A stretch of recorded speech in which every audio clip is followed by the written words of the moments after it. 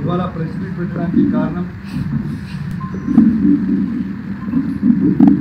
మా హుజరాబాద్ నియోజకవర్గంలో ఉన్న సమస్యల గురించి,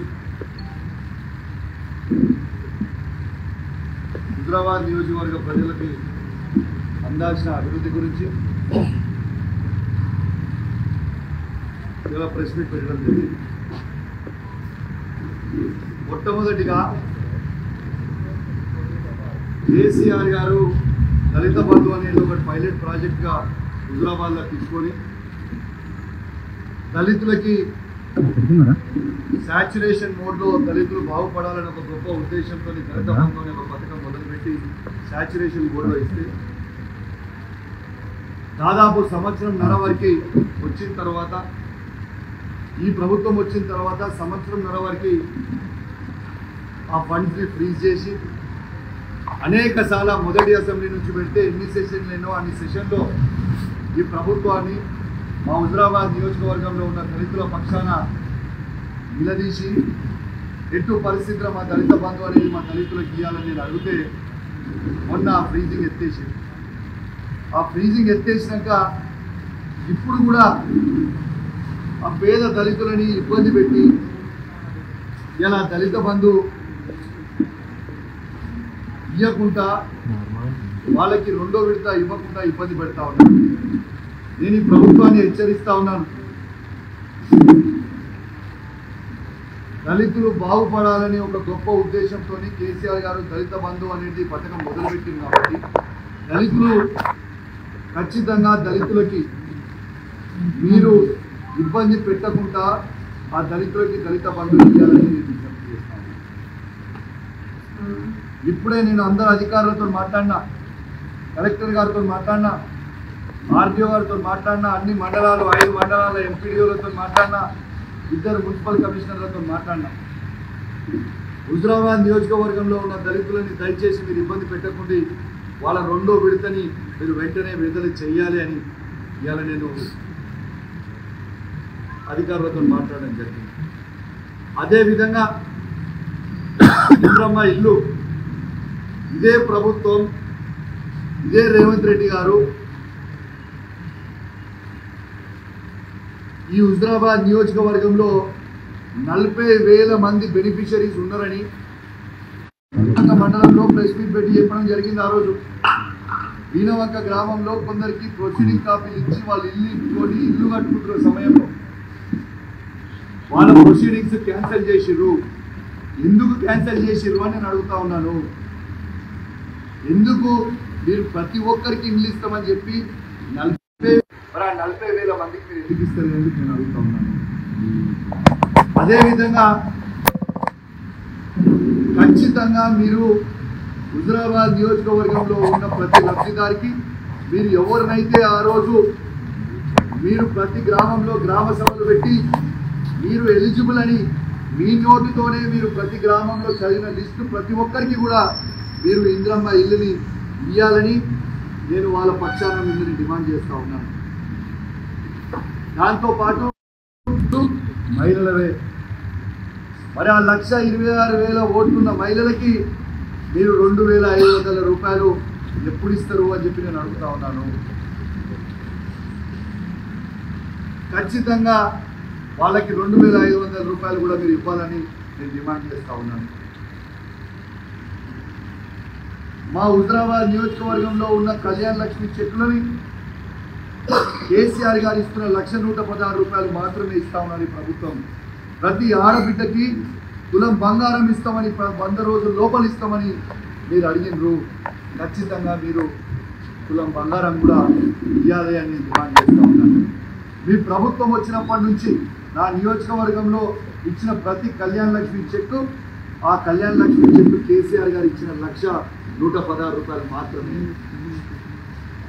ఆ 1,116 రూపాయలు కేసీఆర్ గారు ఇచ్చినతో పాటు మీరు ఇస్తా అన్న తులం బంగారం ఖచ్చితంగా ప్రతి మహిళకి మీ ప్రభుత్వం వచ్చినాక ఇచ్చిన చెక్ ప్రతి మహిళకి మీరు తులం బంగారం ఇవ్వాల్సిన అవసరం ఉన్నది. ఇవాళ చిన్నపిల్లలు హాస్పిటల్, గవర్నమెంట్ హాస్పిటల్ డెలివరీ అయిన తర్వాత ఇలా మీరు కేసీఆర్ కిట్లు ఇస్తారు. ఖచ్చితంగా కేసీఆర్ కిట్ కూడా ప్రతి ఆడబిడ్డకి ఇవ్వాలని నేను డిమాండ్ చేస్తా ఉన్నాను. మీరు ఆ రోజు అన్నారు నా హుజరాబాద్ నియోజకవర్గంలో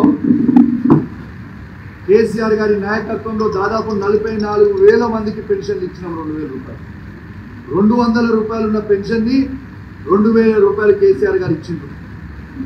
వికలాంగులకి 500 రూపాయల వికలాంగుల పెన్షన్ నుంచి కేసీఆర్ గారు ప్రభుత్వాన్ని డిమాండ్ చేస్తారు. మీ 100 రోజుల్లో మీరు ఈ 44,000 మంది ఉన్న వాళ్ళందరికీ కూడా పెన్షన్ 2,000 ఉన్న పెన్షన్ని 4,000 చేస్తామన్నారు. మరి 4,000 ఎందుకు చేయలేదు, ఇంకా ఎప్పుడు చేస్తారు అని అడుగుతా ఉన్నాను. వికలాంగులకి 4,000 ఉన్న పెన్షన్ 6,000 రూపాయలు చేస్తామన్నారు. ఎప్పుడు చేస్తారు 6,000? ఈ హుజరాబాద్ నియోజకవర్గంలో 44,000 మంది పెన్షన్దారుల 9,000 మందికి వికలాంగుల పెన్షన్లు ఉన్నాయి. ఆ 9,000 ఉన్న వికలాంగులకి మీరు 6,000 రూపాయల పెన్షన్ ఎప్పుడు ఇస్తారు అని చెప్పి నేను అడుగుతా ఉన్నాను. నేను సృష్టించింది కాదు, మీరు చెప్పారు 100 రోజుల్లో మేము చేస్తాం ఇవన్నీ. మా హుజరాబాద్ నియోజకవర్గంలో నేను అడుగుతా ఉన్నా, ఖచ్చితంగా ఇవన్నీ కూడా మీరు ఇంప్లిమెంట్ చేయాలని నేను అడుగుతా ఉన్నాను. ఇలా నేను శాసనసభ్యులుగా గెలిచిన తర్వాత ఈ ప్రభుత్వం కనీసము సిడిపి ఫండ్ కూడా ఎమ్మెల్యేలకు ఇచ్చే 5 కోట్ల రూపాయలు కూడా ఇవ్వడానికి ఇవ్వలేదు. ఇంకో దాదాపు 18-19 నెలలు అయితే మేము ఎమ్మెల్యే గెలిచి మాకు ₹1 బిల్లు ఇయ్యలే. మా హుజరాబాద్ నియోజకవర్గానికి మా ఎమ్మెల్యేలకు ₹1 ఇయ్యలే మీరు పెట్టమని. ఉల్టా కేసీఆర్ గారు పెట్టిన ఎస్డిఎఫ్ అన్నీ కూడా ఈ ప్రభుత్వం వచ్చినాక క్యాన్సిల్ చేసిరు. మా కుల సంఘాల భవనాలను ఎందుకు క్యాన్సిల్ చేసిరు? మా మునూర్ కాపు సంఘం భవన్ ఎందుకు క్యాన్సిల్ చేసిరు? మా అన్ని కుల సంఘాల భవనాలు యాదవ్ కావచ్చు, ముదిరాజ్ బిడ్డలు కావచ్చు, ఎస్సీ కమ్యూనిటీ హాల్ కావచ్చు, అన్నీ కూడా మీరు ఎందుకు క్యాన్సిల్ చేసిండ్రు? మా గౌడ సంఘం కావచ్చు, యాదవ సంఘం కావచ్చు, ఇవన్నీ కూడా మీరు ఎందుకు క్యాన్సిల్ చేసిండ్రని నేను అడుగుతా ఉన్నాను. ఖచ్చితంగా మీరు ఇవ్వకపోతే ఈ భవనాలు ఇవన్నీ అభివృద్ధి కార్యక్రమాలు ఏవైతే మీరు క్యాన్సిల్ చేసిరో ఇవ్వకపోతే మాత్రం నేను ఊరుకోను అని చెప్పి సందర్భంగా తెలియజేస్తున్నాను. ఇలా కష్టపడి కేసీఆర్ గారు ఈడ ఎస్డిఎఫ్ పెట్టి హుజరాబాద్ నియోజకవర్గం అద్భుతంగా ఉండాలి అని, ఇంకా అభివృద్ధి పెరగాలని ఒక గొప్ప ఉద్దేశంతో ఇస్తే ఆ ఎస్డిఎఫ్ ఫండ్లు అన్నీ కూడా క్యాన్సిల్ చేశారు. ఎట్లా క్యాన్సిల్ చేస్తారని నేను అడుగుతా ఉన్నాను. రేపు స్థానికంగా ఉన్న ఈ కాంగ్రెస్ పార్టీ నాయకులు ఎవరైనా ఓట్లు అడగాలంటే ఖచ్చితంగా ఇవన్నీ కూడా ప్రజలకి జవాబు చెప్పాల్సిన అవసరం ఉండదని చెప్పి సందర్భంగా తెలియజేస్తాను. నా హుజరాబాద్ నియోజకవర్గంని ఖచ్చితంగా నా మీద కోపం ఉంటే నా మీద తీర్చుకోండి తప్పితే, మా కేసీఆర్ గారి మీద కోపం ఉంటే మా కేసీఆర్ గారి మీద తీర్చుకోండి, కేటీఆర్ గారిని హరీష్ రావు గారిని మీద నా మీద కోపం ఉంటే మా మీద తీర్చుకోండి, కానీ మా హుజరాబాద్ నియోజకవర్గంలో ఉన్న ప్రజల మీద కాదు అని చెప్పి సందర్భంగా తెలియజేస్తాను. మొన్న మీ అందరు కూడా చూస్తూ ఉన్నారు ఏ విధంగా ఈ రాష్ట్రంలో డ్రామా నడుస్తుందో. బీజేపీ వాళ్ళు కొట్టుకుంటారు, మాకు సంబంధం లేదు. బండి సంజయ్ గారు కావచ్చు, ఈటల రాజేందర్ గారు కావచ్చు, మీ ఇంటర్నల్ పార్టీ విషయం మాకు అవసరం లేదు. మీరు ఓడి మీ గంగల వడురు మాకు సంబంధం లేదు. కానీ ఈటల రాజేందర్ గారు మీరు చాలా పెద్ద పెద్ద మాటలు మాట్లాడిండ్రు. మీరు కేసీఆర్ గారిని విమర్శించే స్థాయి మీ స్థాయి కాదు. మీ స్థాయి ఏందో మొన్న 2023 ఎలక్షన్లలో హుజరాబాద్ ప్రజలు నీకు చూపించారు. నీ స్థాయి ఏందో, నువ్వు ఏంటిదో అపర మేధావని నువ్వు ఫీల్ కావాల్సిన అవసరం లేదు. నీకంత సినిమా లేదు, నీకంత సినిమా లేదని చెప్తా ఉన్నాను. ఏం మాట్లాడుతాను? నేను ఈ కరీంనగర్ జిల్లాకి 2 సార్లు అధ్యక్షునైనా, 2 సార్ల మంత్రినైనా. నీకు రాజకీయ భిక్ష పెట్టింది ఎవరు? కేసీఆర్ కాదా అని నేను అడుగుతా ఉన్నాను. నిన్ను 2 సార్లు అధ్యక్షుడు చేసింది ఎవరు? కేసీఆర్ కాదా? నిన్ను 2 సార్ల మంత్రి చేసింది ఎవరు? కేసీఆర్ కాదా? ఇలా ఉమ్మడి కరీంనగర్ జిల్లాలో ప్రతి గ్రామంలో కాలు పెట్టినాను, మరి ఆ కాలు పెట్టి అడుగు పెట్టే అవకాశం ఇచ్చింది కేసీఆర్ కాదా? అట్లాంటి దేవుడు లాంటి కేసీఆర్ని నువ్వు ఎట్లా మోసం చేస్తావు? నువ్వు దేవుడు లాంటి కేసీఆర్ని ఎట్లా విమర్శిస్తావు? ఎట్లా విమర్శించబుద్ధి అవుతుంది? అన్నం పెట్టిన వాళ్ళకి సున్నం పెడుతున్న చరిత్ర నీది. ఇలా కేసీఆర్ గారిని నువ్వు విమర్శించే స్థాయి నీది కాదు. నీది నా స్థాయి కూడా నీది కాదు. చిత్తు కూడా కొట్టాం మొన్న నిన్నే. ఏం కావాలి నీకు? నువ్వు ఒక పెద్ద మోసగానివి అని చెప్పక తప్పదు. నువ్వు కేసీఆర్ గారిని మోసం చేసినావు. నువ్వు సంపాదించిన అక్రమ సొమ్ముని కేసీఆర్ గారు గుర్తించి పేద దళితుల భూములని నువ్వు పుంజుకుంటే అవన్నీ గుర్తించి ఇలా నీ తల్లి పార్టీ మీద బయటికి వెళ్ళవు. నువ్వు దాంట్లో ఏం చెప్తున్నావు? నువ్వు చేసిన అవినీతికి నువ్వు ఒక అవినీతి పరుణ్వి, నువ్వు ఒక చీటర్వి, మోసగానివి అనే ఉద్దేశంతో నీ పార్టీ నుంచి బయటికి పంపించేసారు. కానీ నువ్వేం చెప్తున్నావు? టీఆర్ఎస్ పార్టీలో అన్నాడు, టీఆర్ఎస్ పార్టీలో ఎమ్మెల్యేలు అందరూ నాతో బాగుండే కాబట్టి కేసీఆర్. నువ్వు ఆ రోజు కేసీఆర్ గారిని ద్రోహం చేద్దామనుకున్నావు, కుట్ర చేద్దామనుకున్నావు. ఎవరు కూడా సహించలేని ఎమ్మెల్యేలు. నువ్వు ఎమ్మెల్యేలను పిలిచి నేను పైసలు ఇస్తా, నేను ముఖ్యమంత్రి అయితా, కేసీఆర్ గారిని దించుదామంటే మా టీఆర్ఎస్ పార్టీ ఎమ్మెల్యేలు ఎవ్వరు కూడా ఒప్పుకోలేని, ఇక్కడ ఎవరు కూడా రాలేదన్నారు. నువ్వు చేసిన కుట్ర ఆ రోజు. కేసీఆర్ గారు నీకు అన్నం పెట్టిన పాపానికి కేసీఆర్ గారికి నువ్వు సున్నం పెడదాం అనుకున్న దుర్మార్గమైన ఆలోచన నీకు వచ్చిన ఆ రోజు. ముమ్మాటికి చెప్తున్నా, కేసీఆర్ లేకపోతే తెలంగాణ లేదు. ఈ తెలంగాణ జెండాని ఇలా కేసీఆర్ పట్టుకోకపోతే ఎవరు పట్టుకురా? తెలంగాణ అనేది స్టార్ట్ చేసింది కేసీఆర్ కాకపోతే ఎవరా? తెలంగాణ ఎక్కడిది, అభివృద్ధి ఎక్కడిది, కేసీఆర్ గారు చేసి చూపించింది ఎక్కడిది, ఇవన్నీ ఎక్కడ పోయినాయి? ఇలా మాట్లాడుతూ అంటాడు మొత్తం స్థానిక ఎలక్షన్లు అన్నీ నేనే గెలిచి. నువ్వు గెలవలే బాబు, నువ్వు ఏడ కూడా గెలవలేదు. కేసీఆర్ బొమ్మ గెలిచింది, కేసీఆర్ పార్టీ గెలిచింది తప్పితే నువ్వు గెలవలేదు ఏనాడు కూడా. నువ్వు పార్టీలకి రాకంటే ముందే నేను ఒడుతున్నాను. నేను 2002లో పార్టీకి వచ్చినా. నువ్వు వాస్తవంగా 2002లో కూడా పార్టీలకు రాలే. కానీ ఎలక్షన్ల కంటే 2004లో ఎలక్షన్లు అయ్యే కంటే 6 నెలల ముందు పార్టీకి వచ్చినావు. కానీ పాత కమలాపూర్ గడ్డ, హుజరాబాద్ గడ్డ ఎప్పుడు కేసీఆర్ అడ్డ. ఇది వాస్తవం. 2001లోనే కేసీఆర్ గారి బొమ్మలు ఆ రోజు ఎవ్వరు లేరు. ఆ రోజు ఉన్నది ఎవరు? కేసీఆర్ గారి నాయకత్వంలో మా నాన్న సైనాథ్ రెడ్డి గారు, కెప్టెన్ లక్ష్మీకాంతరావు గారు, వీళ్ళు మాత్రమే ఆ రోజు పార్టీలో ఉన్నారు. 2001లో ఆనాడు ఈ పార్టీలో ఈ నియోజకవర్గంలో పాత కమలాపూర్ కావచ్చు, కొత్త హుజరాబాద్ నియోజకవర్గంలో కావచ్చు, ఆ రోజు మా నాన్న సైనాథ్ రెడ్డి గారు, కెప్టెన్ లక్ష్మీకాంతరావు గారు కష్టపడి అన్ని జెడ్పీటీసీలు, ఎంపీపీలను గెలిపించింది కేసీఆర్ గారి నాయకత్వంలో. నువ్వు పార్టీలో కూడా అన్నాడు లేవు. నీ మొగానికంత సినిమా లేదు. నువ్వు మా పదే మా బీఆర్ఎస్ పార్టీ కార్యకర్తల మీద, మా బీఆర్ఎస్ పార్టీ నాయకుల మీద నువ్వు విమర్శించి అబద్ధాలు చెప్పి 2021 బై ఎలక్షన్లో అది నిజం చేయించే ప్రయత్నం చేస్తూ ఉన్నావు. మా కార్యకర్తలని నువ్వు తింటా ఉన్నావు. తస్మాత్ జాగ్రత్త బిడ్డ. మా కార్యకర్తలు వీళ్ళందరూ కూడా మా నియోజకవర్గంలో ఉన్న 5 మండలాల జెడ్పీటీసీలు కావచ్చు, ఎంపీపీలు కావచ్చు, మున్సిపల్ చైర్మన్లు కావచ్చు, కౌన్సిలర్లు కావచ్చు, సర్పంచ్లు కావచ్చు, వార్డు మెంబర్లు కావచ్చు, నీతిగా నిజాయితీగా కేసీఆర్ గారి బొమ్మ మీద మేము గెలిచినాం, మేము కేసీఆర్తోనే ఉంటాం, మేము పార్టీ వదిలిపెట్టాం అని చాలా గొప్ప ఆలోచనతోని కేసీఆర్తోనే మా బీఆర్ఎస్ పార్టీ చైర్మన్ కానివ్వండి, ఎంపీపీలు కానివ్వండి, జెడ్పీటీసీలు కానివ్వండి, కౌన్సిలర్లు కానివ్వండి, సర్పంచ్లు కానివ్వండి, వార్డు మెంబర్లు కానివ్వండి, కేసీఆర్ గారితో నానాడు ఉన్నారు. నీలాంటి మోసంగాతో లేరు వాళ్ళ మీద నువ్వు విషం కక్కే ప్రయత్నం చేస్తే తస్మాత్ జాగ్రత్త, ఊరుకునే ప్రయత్నం ఊరుకోవని చెప్పి సందర్భంగా తెలియజేస్తాం. మా బీఆర్ఎస్ పార్టీ కార్యకర్తల జోలికి వస్తే నిన్ను హుజరాబాద్ నియోజకవర్గంలో ఉరికిచ్చే రోజు వస్తే తస్మాత్ జాగ్రత్త అని చేస్తా ఉన్నావు. నువ్వు ఎంత పెద్ద మోసగానం అంటే నువ్వు కేసీఆర్ గారిని మోసం చేసినావు, హుజరాబాద్ ప్రజల్ని మోసం చేసినావు. ఇలా నువ్వు ఎంత పెద్ద మోసగానం అంటే కేసీఆర్ని ఏ విధంగా అయితే మోసం చేసినావో నీతో వచ్చి టీఆర్ఎస్ బీఆర్ఎస్ ఇచ్చిపెట్టి టీఆర్ఎస్ 20 ఏళ్ళు జెండా మోసిన కార్యకర్తలు టీఆర్ఎస్ని ఇచ్చిపెట్టి నువ్వు మభ్యపెట్టి పైసలు ఇస్తామని ఆశ పెట్టి వాళ్ళని తీసుకొని పోయినవే, ఇలా వాళ్ళని కూడా మోసం చేసినావు కదా నువ్వు.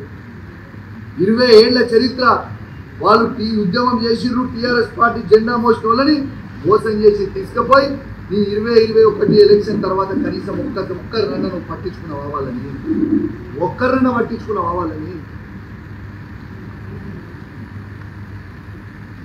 కేసీఆర్ని మోసం చేస్తావు, హుజరాబాద్ ప్రజల్ని మోసం చేస్తావు, నిన్ను నమ్ముకున్న కార్యకర్తలను మోసం చేస్తావు. ఏటిలో హుజరాబాద్లో ఇది చేసినావు. అరే హుజరాబాద్ ఇలా నీకు రాజకీయ భిక్ష పెట్టింది హుజరాబాద్ ప్రజలు. పాత కమలాపూర్ నియోజకవర్గం, హుజరాబాద్ నియోజకవర్గం పెట్టింది రాజకీయ భిక్ష. అట్లాంటి రాజకీయ భిక్ష పెట్టిన హుజరాబాద్ నియోజకవర్గంలో నువ్వు ప్రజల్ని పట్టించుకోకుండా ఇష్టపెట్టిపోయి మల్కాజిగిరిలో పోయి నిలబడి హుజరాబాద్ ప్రజల్ని ఇష్టపెట్టేసి ఇలా హుజరాబాద్ వాళ్ళు అన్నం పెట్టిందనే సబ్జెక్టు మర్చిపోయి మా షామీర్పేట్ గడ్డ అంటున్నావు. అరే వా, నీకు రాజకీయ భిక్ష పెట్టిన హుజరాబాద్ ప్రజల్ని మర్చిపోయి మా షామీర్పేట్ గడ్డ అంటున్నావు. అరే వా, చాలా అద్భుతంగా చెప్తున్నావు. అంటే అన్నం పెట్టిన కేసీఆర్ని మోసం చేస్తావు, అన్నం పెట్టిన హుజరాబాద్ ప్రజల్ని మోసం చేస్తావు, నిన్ను నమ్ముకొని వచ్చిన కార్యకర్తల్ని మోసం చేస్తావు. నువ్వు మోసగానివా కాదా అని అడుగుతా ఉన్నాను. కానీ నేను చెప్తా ఉన్నా, టీఆర్ఎస్ని ఇచ్చిపెట్టి బీజేపీలో పోయిన ప్రతి కార్యకర్తకి నేను చెప్తా ఉన్నా, కేసీఆర్ గారి నాయకత్వంలో మీకు కౌశిక్ రెడ్డి గారు నేను అండగా ఉంటా. మీరు టీఆర్ఎస్ పార్టీలో ఉన్నారు, మీరు కూడా కేసీఆర్ శిష్యులు నాకు తెలుసు. మీరు అందరూ కూడా వాపసు రావచ్చు, నేను స్వాగతిస్తాను. I'm there. ఏ టీఆర్ఎస్ నుంచి పోయి బీజేపీలో చేరిన కార్యకర్తలు, అలా వాళ్ళు రాజేంద్ర నమ్ముకొని పోయిన కార్యకర్తలు వాళ్ళు మోసపోయిర్రే, మీరు అధైర్యపడకండి, మీరు రావచ్చు వాపస్. Always gates are open. TRS party KCR నాయకత్వంలో మళ్ళా మిమ్మల్ని కాపాడుకునే బాధ్యత ఇక్కడ ఉన్న శాసనసభ్యునిగా, బాధ్యత కలగ టీఆర్ఎస్ పార్టీ నాయకుడిగా మీ అందరూ కూడా హామీ ఇస్తున్నా. ఎవరు ధైర్యపడాల్సిన అవసరం లేదు. ఇంకోటి పెద్ద డైలాగ్ కొడుతుడు, నా చరిత్ర తెలుసా అంటు. ఈ చరిత్ర ఎవరు తెలియదా? ఇదో చరిత్ర. నువ్వు ఒక మోస కానీ ఆ చరిత్ర చెప్తా ఇను, మంచిగా చెప్తా. నీ చరిత్ర తెలుసా? నీ చరిత్ర ఏందో నేను చెప్తా మంచిగా. ఈయన ఏం చేస్తుండే?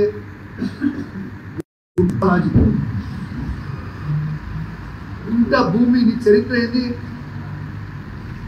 నార్మల్ గుంట నుంచి బంగారు గుంటలు అమ్ముకునే. నీకు ఒక గుంట భూమి 800 ఎకరాలు. గట్టిగా వర్షం పడితే నీ ఇంటికి నీళ్ళు వస్తుండే, కానీ ఇలా 5 ఎకరాలు వాస్తవాలు కాదా? నేను చెప్పింది వాస్తవం కాదా?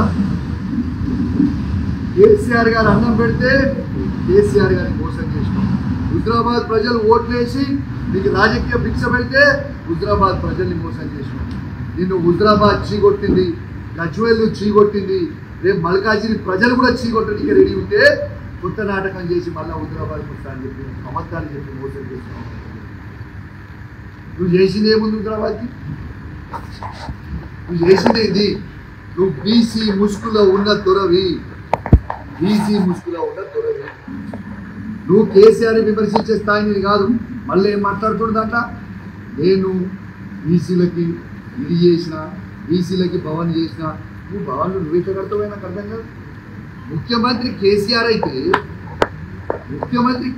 అయితే కేసీఆర్ భవనాలు కడతారు తప్పితే నువ్వేడ భవనం కడతావు? నువ్వు భవనం కట్టాను కదా బీసీల రాష్ట్రానికి. రాష్ట్రం తీసిపెట్టి పక్కకు పెడతాం. ఈ హుజరాబాద్ నియోజకవర్గంలో మండల్ హెడ్ క్వార్టర్లలో ఏ ఒక్క బీసీ భవనం అన్నా నువ్వు కట్టింది నాకు చూపిస్తావా? ఒక్క బీసీ భవనం నువ్వు కట్టింది చూపిస్తావా? నువ్వు బీసీల మీద ఏదో బాగా ప్రేమ ఉందని చెప్తున్నావు. ఒక్క బీసీ భవన్ హుజరాబాద్ నియోజకవర్గంలో హెడ్ క్వార్టర్లో ముదిరాజ్ బిడ్డలకైనా, యాదవ బిడ్డలకైనా, కురుమల బిడ్డలకైనా, గౌడ బిడ్డలకైనా, మశాలి బిడ్డలకైనా, ఎనీ బీసీ కమ్యూనిటీ విశాఖ బిడ్డలకైనా ఒక్క కమ్యూనిటీ హాల్ నువ్వు హుజరాబాద్ హెడ్ క్వార్టర్ని కట్టించి చూపిస్తావు. హుజరాబాద్ కట్టుడు శాతగాలే కానీ రాష్ట్రంలో కట్టింది. అరే వా, సిగ్గు లేకుండా మందికి పుట్టిన బిడ్డలు నాకు పుట్టినని చెప్పుకుంటున్నట్టు ఈటల రాజేందర్ గారి వ్యవహారం అట్లా బాజాబ్తు బీసీలకి ఆత్మ గౌరవానికి ఎవ్వరు ఊహించుకోని విధంగా ప్రతి కులానికి కేసీఆర్ గారే కట్టించారు. బీసీలకి గుర్తు పెట్టుకోండి, వాస్తవం. దిస్ ఇస్ వాస్తవం. ఇలా ఈటల రాజేందర్ గారు ఏదో బీసీ నాయకుడు అని చెప్తుండు. ఈటల రాజేందర్ గారు మీ సొంత అబ్బాయికి, నాకు చెప్పడం ఇష్టం లేదు కానీ ప్రజలు అనుకుంటున్న విషయం నేను చెప్తాను. మీ కుటుంబ సభ్యులు ఏదో అనాలి, ఏదో దూషించాలని నా ఉద్దేశం కాదు. కానీ నువ్వు ఏ విధంగా మోసం చేస్తున్నావో, ప్రజలు ఏ విధంగా అనుకుంటున్నారో, ప్రజలు అనుకుంటున్నా వచ్చినా నీకు చెప్పాలని చెప్తావు. నువ్వు నీ సొంత కొడుకు పేరు ముదిరాజ్ అని పెట్టుకోలేదు, నీ సొంత కొడుకు పేరు రెడ్డి అని పెట్టుకున్నావు. నీ బిడ్డ పేరు ముదిరాజ్ అని పెట్టుకోలే, నీ బిడ్డ పేరు రెడ్డి అని పెట్టుకున్నావు. నిన్నగాక మొన్న నీకు పుట్టిన మనవని పేరు కూడా ఆఖరికి రెడ్డి అని పెట్టుకున్నావు. ఇక నీకు బీసీల మీద హక్కేముంటుంది కదా? నేను ఛాలెంజ్ కడుతున్నా, ఈటల రాజేందర్ గారు సవాల్ విసురుతా ఉన్నా. కమలాపూర్ పట్టణం నుంచి ఆయన ముదిరాజు సోదరులు ఆయన ముదిరాజు చుట్టాలని ఇంటికి పిలిచి నువ్వు ఏనాడైనా నీ డైనింగ్ టేబుల్ మీద కూర్చోబెట్టి ఒక్కరోజన్నా భోజనం పెట్టినావా చెప్పు? ఏ ఒక్క ముదిరాజు బిడ్డకైనా మీ చుట్టాలని తీసుకొచ్చి భోజనం, వాళ్ళ ఇంటికి వస్తే చీడ పురుగులు చూసినట్టు చూసి వాళ్ళని బయటికి పంపించినాం. ఇది వాస్తవం కాదా? లేదో నేను హుజరాబాద్లో బాగా చేస్తా, బాగా పోతా అని మాట్లాడుతున్నావు. నువ్వు చేసింది ఏంటిది, నువ్వు పోయేది ఏంటిది? ఇక మధ్యలో మాట్లాడుతుండు బండి సంజయ్ కౌశిక్ రెడ్డి కలిసి తిరిగిర్రు, నా మీద కుట్ర చేస్తున్నారు. అరే పిచ్చోడా ఈటల రాజేందర్, బండి సంజయ్ ట్రాప్లో నువ్వు పడ్డావు, బండి సంజయ్ ట్రాప్లో కౌశిక్ రెడ్డి పడరా బాబు, గుర్తుపెట్టుకో. బండి సంజయ్ ట్రాప్లో నువ్వు పడి భాగమవుతున్నావు నువ్వు, నేను కాదు. అభివృద్ధి కార్యక్రమానికి నా నియోజకవర్గంలో ఎవరు వచ్చినా, బండి సంజయ్ వచ్చినా, రేవంత్ రెడ్డి వచ్చినా, శ్రీధర్ బాబు గారు వచ్చినా, పొన్నం ప్రభాకర్ గారు వచ్చినా, ఎవరు వచ్చినా నా నియోజకవర్గానికి ఖచ్చితంగా బాధ్యత కనుక శాసనసభ్యులుగా బరాబర్ పోతాను కాదు. ప్రజలు ఎన్నుకుంటు నువ్వు ఏంటిదో మాట్లాడి నీ కడుపుల విషయం పెట్టుకుని మాట్లాడుతూ ఊరుకున్నావు.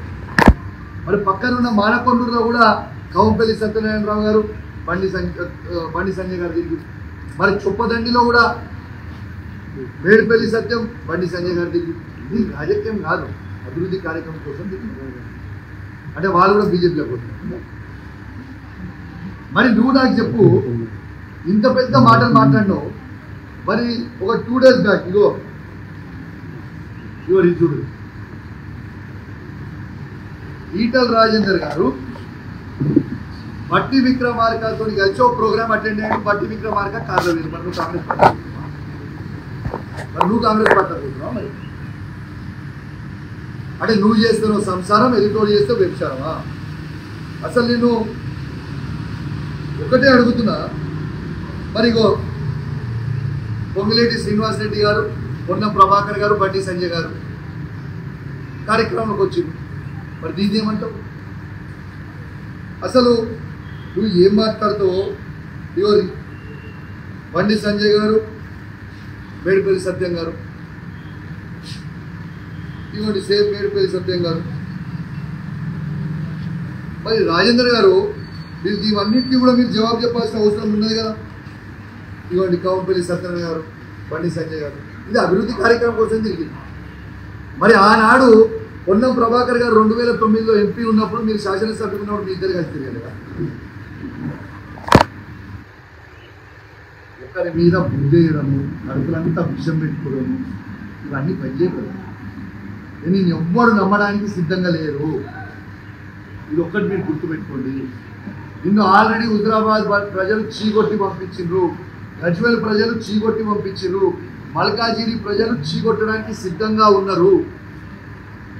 మళ్ళీ ఒక కొత్త డ్రామా చేసి ఎంత సిగ్గుచేటంటే, నేను పెద్ద నాయకుడిని, హుజరాబాద్ ప్రజలను రమ్మంటారు అని ప్రతి ఊరికి 25,000 రూపాయలు పంపించి బండ్లు ఇచ్చి, రానైనా మీ దండం పెడతా పంచారు జనం నన్ను వచ్చి హుజరాబాద్కి రమ్మని అప్పుడు 19 మీద దండం యాక్షన్ చేయండి అని చెప్పి ఊరికి 25,000 రూపాయలు నువ్వు పంపితే కూడా, ఊరికి 25,000 రూపాయలు నువ్వు పంపితే కూడా నీకు వచ్చింది ఎందుకని? పట్టుమని 200 మంది కూడా లేరు.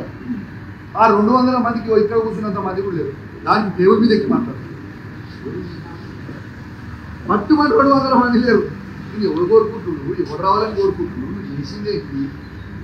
నువ్వు ఉండేదేంటి? ఈ యాక్టింగ్లు డ్రామాలు పనిచేయి.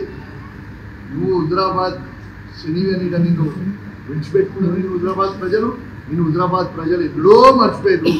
నువ్వు కొత్త నాటకాలు చేస్తే ఎవరు వినడానికి లేదు. అచ్చా, ఇంకొక ఇంపార్టెంట్ విషయం వడ్డీ విక్రమ ఇంకోటి ఇంపార్టెంట్ విషయం ఏంటంటే, ఇప్పుడు ఈ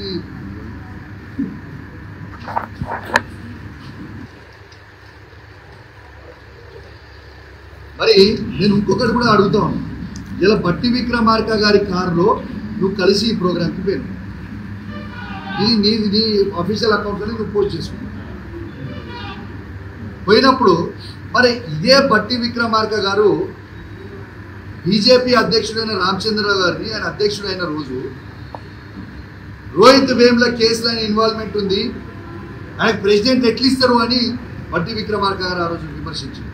మరి ఈ బట్టి విక్రమార్కతో తిట్టించింది నువ్వేనా మిస్టర్ ఈటల రాజేంద్రన్? అంటే నువ్వు కాంగ్రెస్ పార్టీలో పోతున్నావు. అయింది రేపు ఏడజాలలో దిక్కు. ఇప్పుడు ఆల్రెడీ కేసీఆర్ గారిని మోసం చేసినావు, టీఆర్ఎస్ కార్యకర్తలను మోసం చేసినావు, హుజరాబాద్ ప్రజల్ని మోసం చేసినావు. ఇప్పుడు నేను నమ్ముకుని వచ్చిన టీఆర్ఎస్ ఇచ్చిపెట్టి బీజేపీలోకి వచ్చిన కార్యకర్తలను మోసం చేసినావు. ఇవాళ రేపు ఎల్లుండో బీజేపీ కూడా మోసం చేసావు. ఇంత మోసమైన చరిత్ర, అంత దారుణమైన చరిత్ర పెట్టుకున్నా చరిత్ర తెలుసా? చరిత్ర ఎవరు నువ్వు వచ్చిన తెలుసు, నువ్వు మోసగాను అని తెలుసు, అన్నీ తెలుసు. ప్రజలు అన్నీ కూడా గమనిస్తూ ఉన్నారు. ఖచ్చితంగా మళ్ళా కూడా నేను చెప్తా ఉన్నా, హుజరాబాద్ గడ్డ మీద కూర్చొని చెప్తా ఉన్నా, 5 మండలాల్లో 5 జెడ్పీటీసీలు గెలిచేది బీఆర్ఎస్ పార్టీయే, 5 ఎంపీపీలు గెలిచేది బీఆర్ఎస్ పార్టీయే, ప్రతి గ్రామంలో ఎంపీటీసీ గెలిచేది బీఆర్ఎస్ పార్టీయే, ప్రతి వార్డు మెంబర్ గెలిచేది బీఆర్ఎస్ పార్టీయే, ప్రతి సర్పంచ్ గెలిచేది బీఆర్ఎస్ పార్టీయే, ప్రతి కౌన్సిలర్ గెలిచేది బీఆర్ఎస్ పార్టీయే, ప్రతి చైర్మన్ గెలిచేది బీఆర్ఎస్ పార్టీయే. రాసి పెట్టుకుని మీడియా చెప్తున్న మాట ప్రతిదీ కూడా మళ్ళా కేసీఆర్ గారి జెండా ఎగిరేసింది. ఇక కొన్ని నేను చెప్పాల్సిన అవసరం లేదు. కొన్ని సర్వేలు వాళ్ళే చేసుకుని వాళ్ళే పెట్టారు. ప్రతి కాంగ్రెస్ పార్టీ సర్వేలో కూడా ఇక బీఆర్ఎస్ పార్టీ జెండా ఎగురుతుందని వెరీ క్లియర్గా చెప్పింది. ఖచ్చితంగా నేను చెప్తా ఉన్నా, ఎస్, కేసీఆర్ గారి నాయకత్వంలో ఇక్కడ ఒక బాధ్యత కలిగా శాసనసభ్యునిగా ప్రతి టీఆర్ఎస్ కార్యకర్తని గెలిపించుకునే బాధ్యత నేను తీసుకుంటా. ప్రతి ఒక్కరిని కూడా తీసుకొని వస్తా అని కూడా ఈ సందర్భంగా తెలియజేస్తూ, అదేవిధంగా మళ్ళొక్కసారి చెప్తా ఉన్నా, 20 ఏళ్ళు టీఆర్ఎస్ పార్టీ జెండా మోసిన నాయకులకి మొన్న ఈటల రాజేందర్ గారితో మోసపోయి మీరు ఆడ పోయి ఉండి ఇబ్బంది పడుతున్న నాయకులకు చెప్తా ఉన్నా, మేము ఎవరేమంటాం, మా గేట్స్ ఆర్ ఓపెన్, మీరు ఎప్పుడన్నా రావచ్చు, మీకు ఏది ఉన్నా కూడా ఫీల్ ఫ్రీ, మేము ఏమనుకునేది ఏం లేదు, మీరు రావచ్చు. మీరు ఒరిజినల్గా మీరు కేసీఆర్ మీద మీ అందరికి ప్రేమ ఉందని నాకు కూడా తెలుసు. మీ అందరు కూడా మన టీఆర్ఎస్ పార్టీకి వాపసు రావచ్చు. మిమ్మల్ని కేటీఆర్ సార్ సమక్షంలో, హరీష్ రావు గారి సమక్షంలో తీసుకుపోయి కల్పించి మరీ మీకు స్వాగతం పలుకుతామని ఇలా హుజరాబాద్ గడ్డ మీద నుంచి ప్రతి వాళ్ళ కార్యకర్త కూడా చెప్తామని. ఎందుకంటే పాపం వాళ్ళని తీసుకుపోయి మోసం చేస్తే వాళ్ళ ఆగభాగం ఉండదు. కాబట్టి ఈ సందర్భంగా తెలియజేస్తూ, ఇవాళ మీ క్లియర్గా మీ ద్వారా యావత్ తెలంగాణ ప్రజలు మొత్తం వినేలాగా ఇవాళ కేసీఆర్ గారిని ఏ విధంగా మోసం చేసిండో, హుజరాబాద్ ప్రజల్ని ఏ విధంగా మోసం చేసిండో, ఆయనతో టీఆర్ఎస్ బీజేపీ కార్యకర్తల్ని ఏ విధంగా మోసం చేసిండో, ఇవాళ మళ్ళా రేపు బీజేపీ కూడా ఏ విధంగా మోసం చేయబోతుందో క్లియర్గా మీ ద్వారా అందరికి కూడా మీ ద్వారా చెప్పింది. మీ అందరు కూడా చూసిరు, విన్నారు. ఇక ప్రజలు కూడా నిర్ణయిస్తారని కోరుతున్నారు. ఇంకోటి కూడా సార్, నేను ఎమ్మెల్సీ విప్ ఉన్నప్పుడు ఆయనని ప్రోటోకాల్ ఎమ్మెల్యే ఉండే ఆయన పిలవలేరు. నువ్వు రాక నీ అహంకారం పెరిగిపోయి పిలిచేది అధికారం. ప్రతిసారి నీకు ప్రతి ప్రోగ్రామ్ ఉన్నా, నేనే ఎమ్మెల్సీ ఉన్నా, నేనే విప్పుకున్నా, ఎవ్రీ ప్రోగ్రామ్కి ప్రతి ప్రోగ్రామ్కి అక్కడ ఇక్కడ ఉన్న శాసనసభ్యులుగా ఆయన పిలిచిండు. ఆయన రాలేదు, అహంకారంతో రాలేదు. ఇలా అదే అధికారులు నన్ను ఫోన్ చేసి మీరు రాండి అని పిలిస్తే బరాబర్ ప్రతి గవర్నమెంట్ ప్రోగ్రామ్కి నేను పోతున్నాను. నువ్వు రాక నీకు అహంకారం పెరిగిపోయి పిలవలేదు అని అంటారు. మరి నిజం చూపిస్తామనే ఇప్పుడు శీలా పథకాలు అన్నీ మేము పెట్టిన అన్నీ అట్లనే ఉంటాయి. నువ్వు ఎమ్మెల్యేగా ఉండి బీజేపీ పార్టీలో చేసిన ఎమ్మెల్యేగా ఉండి నీ పేరు పెట్టలేదంటే నేను ముక్కు భూమికి రాస్తాను, ఎమ్మెల్యే పదవికి రాజీనామా చేస్తాను. లేకుంటే నువ్వు నీ ఎంపీ పదవికి రాజీనామా చేస్తావు. ఏ ఒక్క శీలా పథకం మీదైనా నువ్వు ఎమ్మెల్యే ఉన్నప్పుడు నీ పేరు లేకుండా పెట్టినామని ఒక్కడి చూపించినా నా ఎమ్మెల్యే పదవికి నేను రాజీనామా చేస్తా, లేకుంటే నీ ఎంపీ పదవికి నువ్వు రాజీనామా చేయాలి. ఇక నోటికి వచ్చినట్టు నువ్వు మాట్లాడతాం, మేము బుద్ధశాలి మీరేసిపోతాం అంటే ఇక్కడ ఎవడు ఊరుకునేటోడు ఎవరు లేడు. నువ్వు పెద్ద చీటర్వి, నువ్వు ప్రతి కులాన్ని చీటింగ్ చేస్తావు, ప్రతి ఒక్కరిని చేస్తావు. నీ అంత పెద్ద చీటర్ ఈ ప్రపంచంలో లేడు. You are labelled as cheater. రేపు రాబోయే ఎన్నికలలో నువ్వు ఏడ కూడా గెలవలేవు, గెలవవు, అయిపోయింది, పని కథమైపోయింది. ఇది రాసిపెట్టుకో. హుజరాబాద్ ప్రజలు చీగొట్టిలు, గజ్వేల్ ప్రజలు చీగొట్టిలు, మల్కాజిగిరి ప్రజలు కూడా చీగొట్టడానికి ఎదుగున్నారు. ఇలా నువ్వు హుజరాబాద్ గడ్డ మీద హుజరాబాద్ ప్రజలు కూడా నీకు రాజకీయ భిక్ష పెడితే నువ్వు షామీర్పేట్ గడ్డ అన్నావు, ఇక్కడ ఉన్న గడ్డ మీద ఉన్న అడ్డ అన్నావు. ఇలా ప్రజలు మొత్తం కూడా మా హుజరాబాద్ నియోజకవర్గంలో ఉన్న 2,50,000 మంది ఓటర్లు, ప్రతి ఒక్కరు కూడా ఈ మాటని మీరు గమనించాలి. నేను ఖచ్చితంగా మీకు సోషల్ మీడియాలో మాట్లాడింది, మీడియాలో మాట్లాడింది మళ్ళీ మీకు కూడా ప్లే చేసి ప్రతి ఒక్కరు కూడా పంపిస్తాను కూడా ఈ సందర్భంగా తెలియజేస్తూ సెలవు తీసుకుంటా ఉన్నాను. జై తెలంగాణ, జై కేసీఆర్.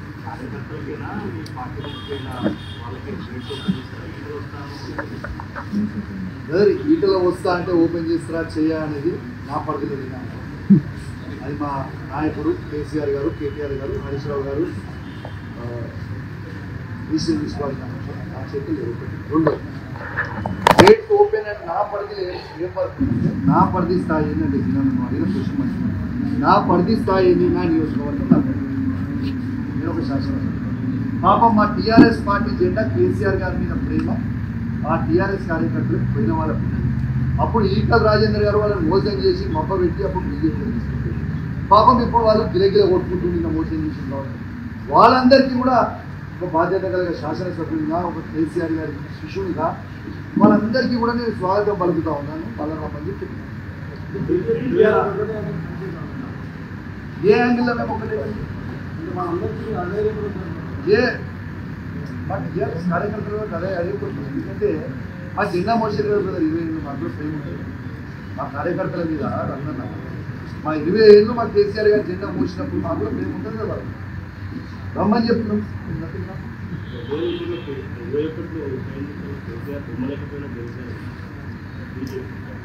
బ్రదర్ అది ఏదో ఆనాడు ఏదో జరిగిపోయింది ఇప్పుడు, కానీ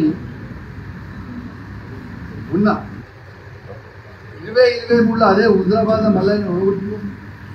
ఇంత యాంటీవేవ్ ఏదో ఒకటి 500 వెహికల్ ఇవ్వలే 17,000తో ఓడగొట్టింది. దీనివల్ల దానికంటే హుజరాబాద్ గడ్డ కేసీఆర్ అడ్డ.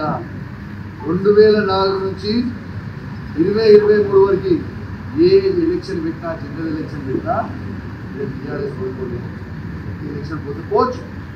కానీ నువ్వు కేసీఆర్ గారికి, ఈటల రాజేందర్ గారికి ఉన్న డిఫరెన్స్ చెప్తాను. కేసీఆర్ గారిని ఓడగొట్టిన హుజరాబాద్ ప్రజల మీద ఏనాడు కేసీఆర్ గారు కోపం తీర్చుకోవాలి. హుజరాబాద్లో ఇక మోసం చేసిపోయినా మళ్ళీ మనం ఎమ్మెల్సీ చేసి తిప్పిండు, అన్ని అభివృద్ధి కార్యక్రమాలు చేసింది. కానీ ఈయన 2021లో బీజేపీ శాసనసభ్యులుగా గెలిచి కనీసము 2 సంవత్సరాలు అసలు హుజరాబాద్ ముఖం చూడలేదు. మళ్ళా ఓడగొట్టినాక కూడా కనీసం హుజరాబాద్ ముఖం చూడలేదు. మల్కాజిగిరికి వెళ్ళిపోయి పోటీ చేసి కేసీఆర్ గారికి, ఈటల రాజేందర్ గారికి డిఫరెన్స్ అయితే హుజరాబాద్ ప్రజల మీద ఉన్న ప్రేమ.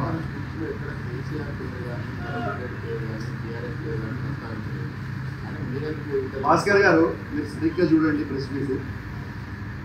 ఆ మాట్లాడిన 30 మినిట్స్లో బరాబర్ ఆ కేసీఆర్ గారిని అన్నాడు బీసీ భవనాలు ఆయన కట్టింది. బీసీ భవనాలు ఎవరు కట్టింది? బీసీ భవనాలు బాజాబ్తు కేసీఆర్ కట్టిండు. బాజాబ్తు ఆయన కట్టినా, నేను కట్టినా కేసీఆర్ కట్టలే అని చెప్పి మా కార్యకర్తలు ఎట్లా దిగుతాడు? మా కార్యకర్తలు ఆయన ప్రెస్ మీట్ పెట్టుకొని మా బీఆర్ఎస్ పార్టీ కార్యకర్తలు ఆయన ఎట్లా దిగుతాడు? అమ్ముడు పోయింది ఎవరు? అమ్ముడు పోయింది ఈటల రాజేందర్ గారు. ఇక్కడ ఉన్న బీఆర్ఎస్ పార్టీ కార్యకర్తలు కాదు. ఆనాడు ఈయన సంపాదించిన అక్రమ సొమ్ముని కాపాడుకోవడానికి బీజేపీ పార్టీకి 200 కోట్ల రూపాయలు ఈయన కాపాడిస్తే ఈయన తీసుకొని పోయి బై ఎలక్షన్ జాయిన్ అయ్యే వల్ల అమ్ముడు పోయింది ఈటల రాజేందర్. ఇక్కడ ఉన్న కార్యకర్తలు కాదు, ఇక్కడ ఉన్న కార్యకర్తలు వాళ్ళు గెలిచింది బీఆర్ఎస్ పార్టీలో. కేసీఆర్ గారు బొమ్మ మీద బీఆర్ఎస్ పార్టీలోనే ఉన్నాడు, బీఆర్ఎస్ పార్టీలో ఉన్నాడు, బీఆర్ఎస్ పార్టీలో ఉన్నాడు అమ్ముడుతున్నారే. బీఆర్ఎస్ పార్టీ బీఫామ్ మీద గెలిచినాడు, బీఆర్ఎస్ పార్టీలో ఉంటే అమ్ముడుతున్నా. అదే ముచ్చరా పార్టీ మారి అమ్ముడు పోయింది. నువ్వు సంపాదించిన వేలాది కోట్ల రూపాయలు నీ అక్రమ సొమ్ముని కాపాడుకోవడానికి నువ్వు ఆ రోజు బీజేపీలో షెల్టర్ లెక్క నువ్వు పోయి కాపాడుకున్నావు. కానీ ఇంకోటి కూడా చెప్తాను, నాకు సంబంధం లేని సబ్జెక్ట్, కానీ బట్ ఇంకో కామెంట్ కూడా చేస్తాను. ఈటల రాజేందర్ ఉంటే ఎక్కడ ఉంటాడో శని ఉంటుంది. కాంగ్రెస్ పార్టీ బీఆర్ఎస్ పార్టీకి ఏ ఉండి మీద మోసం చేసే ప్రయత్నం. అసలు బీజేపీ పార్టీలో నేను ఏడే ఆడైతే నాకు చేసిన ఉన్నంత వరకు గ్రూప్స్ అనేది నేనైతే ఎన్నడూ వెళ్ళలేదు. ఆడ కూడా స్ప్లిట్ చేసి పంపించాను. తెలుగు దుకాణం బట్టి. Thank you very much. నాకు తెలియదు.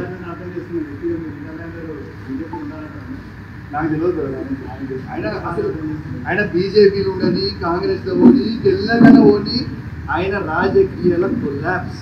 ఏనాడైతే కేసీఆర్ని మోసం చేసినో ఆ రోజు collapse. Thank you very much.